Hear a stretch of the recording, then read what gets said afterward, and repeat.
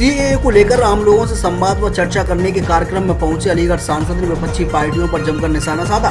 प्रदर्शन के सारे आरोप कांग्रेस के सर मरते हुए सांसद ने कहा कि सीएए को लेकर कांग्रेस पार्टी ने भ्रम फैलाया है, जिसको दूर करने के लिए हम लोग यहाँ कार्यक्रम में आए हैं। इसके बाद एएमयू पर निशाना साधते हुए सांसद ने सीएए, एनआरसी व एनपीआर का विरोध कर रहे एएमयू छात्रों को बड़ा चैलेंज देते हुए कहा कि यूनिवर्सिटी पढ़ने के लिए है तो पढ़ाई करें, वरना राजनीति करने बाहर आए। फिर हम बता दें, अलीगढ़ लोकसभा सीट से भाजपा सांसद ने कहा कि हम लोग कांग्रेस के द्वारा सीएए, एनआरसी व एनपीआर को लेकर फैलाए जा रहे भ्रम को दूर करने आए हैं। एएमयू छात्रों द्वारा किए जा रहे सीएए, एनआरसी व एनपीआर के विरोध में धरने को लेकर एक कहावत कहते हुए सांसद ने कहा कि जो लोग बातों से नहीं मानते उन्हें दूसरी तरह से समझाना पड़ेगा। सांसद ने आगे कहा कि ये यूनिवर्सिटी राजनीतिक अड्डा नहीं है, यहाँ पढ़ने आए हो, पढ़ाई करो, अगर राजनीति करनी है तो रिजाइन देकर बाहर आए। फिर हम बताते हैं कि राजनीति कैसे करते हैं। एएमयू बीसी का न होना बराबर है, इतना बड़ा गीदड़ बीसी मैंने कभी तक नहीं देखा है। ननकाना साहिब पर हुए हमले की निंदा करता हूँ। सिखों को जो मारा गया है वह बहुत ही दुर्भाग्यपूर्ण है। क्या यूनिवर्सिटी में धरना प्रदर्शन कर रहे लोगों ने इस घटना पर कोई शोक जताया? Bureau report, Deepak Sharma, Aligarh, UP.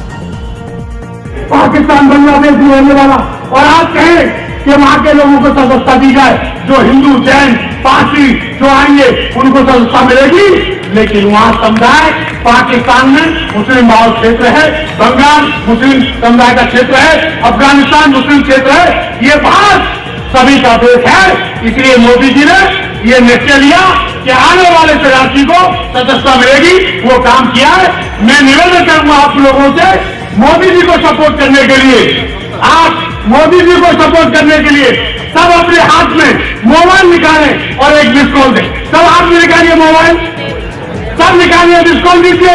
ये संशोधन सपोर्ट के लिए 88,862 88,862 88,662 88,662। जोर से बोलो, गुमराह करने का काम किसने किया? करने का काम किसने किया? ये कांग्रेस को गुमराह करने का काम करती है और जिस प्रकार उपद्रवियों के साथ खड़ा होकर के उनका समर्थन करने का काम करती है। देखिए, ये नागरिक संशोधन जो बिल लोकसभा में पेश हुआ है गृह मंत्री जी द्वारा, उसका जो कांग्रेस द्वारा जो भ्रम फैलाया गया है उसको दूर करने के लिए, उसको बताने के लिए लोगों को ये है, उसको बात कहा गया, सबको बताया गया। मंत्री जी, आज प्रभारी मंत्री सुरेश राणा जी, हमने सभी लोग इसका वो कर रहे हैं। 12 तारीख को सबको जन जन तक पहुंचाने का काम कर रहे हैं। सांसद जी, अलीगढ़ मुस्लिम यूनिवर्सिटी में लगातार छात्र विरोध कर रहे हैं, आज भी धरने बैठे, उन छात्रों के लिए क्या कहेंगे? देखिए, एक गाँव की कहावत है, बात नहीं इंसान बातों से नहीं माने तो कैसे मानेगा? मेरा तो तरीका यही है। क्या है पूरी कहावत? मैंने तो बता दिया, जो बातों से नहीं माने, देश का माहौल खराब कर रहा हो तो उसे दूसरे रूम में मनाना चाहिए। पढ़ने के लिए आए, पढ़ें। ये यूनिवर्सिटी राजनीति का अड्डा नहीं है। अगर राजनीति करनी है, रिजाइन दे के बाहर आओ, फिर बताएंगे राजनीति होती क्या है। तमाम संगठन लोग जो एएमयू में और मेडिकल में आगे जो कार्यक्रम कर रहे हैं उसमें अभद्र भाषा का प्रयोग कर रहे हैं, योगी जी के लिए, मोदी जी के लिए, और भड़काऊ बयानबाजी कर रहे हैं। मैं आपको बताता रहा हूँ, जो बातों से नहीं मानेंगे वो दूसरी तरह से मानेंगे। तरीका है क्या? वाइस चांसलर तो उनको है ही नहीं। के लिए कुछ पत्र भी लिखे जा रहे हैं, तो आप इस बात से देखिए, मेरी बात सुनिए, वाइस चांसलर होना न होना एक बराबर है। इतना गीदड़ चांसलर मैंने अपनी लाइफ में नहीं देखा।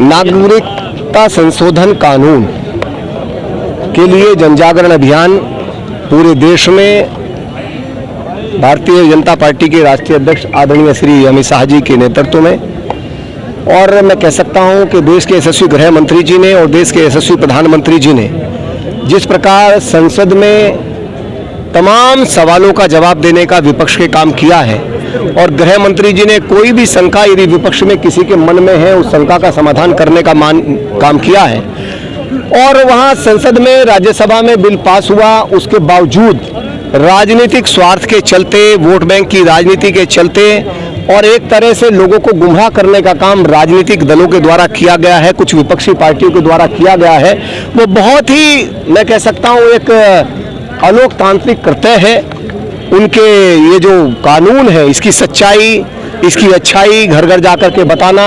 अब आपने देखा होगा अलीगढ़ में हजारों की भीड़ आज किस प्रकार उस कानून का समर्थन कर रही है, उस कानून के समर्थन में खड़ी हुई है। अलीगढ़ में आज ये तीसरा कार्यक्रम है और हर कार्यक्रम में हजारों की भीड़ उमड़ रही है। समाज के द्वारा कार्यक्रमों का आयोजन हो रहा है, तो निश्चित रूप से उसी की जागरूकता के लिए कि घर घर तक सच्चाई पहुंचे, घर घर तक अच्छाई पहुंचे, घर घर तक आदरणीय मोदी जी, आदरणीय अमित शाह जी ने जो ये शानदार काम किया है। और मैं कहना चाहता हूँ, ये कानून किसी की नागरिकता लेने वाला कानून नहीं है, ये कानून नागरिकता देने वाला कानून है।